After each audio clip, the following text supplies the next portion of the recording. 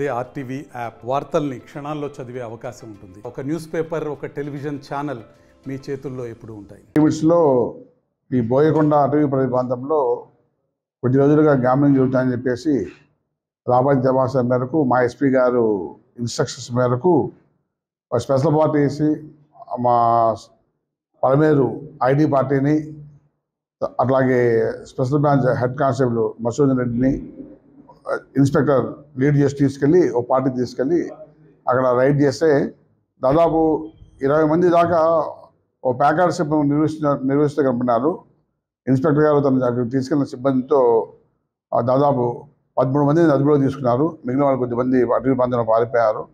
వాళ్ళలో మెయిన్గా ఈ మదనపల్లి జిల్లా మల్లికార్జున ఆలియాస్ అర్జున్ రెడ్డి, తర్వాత బాలాజీ నాయక్, నాగేంద్ర, అకుల్ రెడ్డి అనే వాళ్ళు ఆ గ్యామ్లింగ్ను కండక్ట్ చేస్తున్నట్లు అర్థమైంది. వాళ్ళు పట్టుకొని మొత్తం చూస్తుంటే వాళ్ళు అందరి వాహనాలు ఆడుతూ రకరకాల ప్రాంతాల దగ్గర తప్పించుకుంటారని తెలిసింది.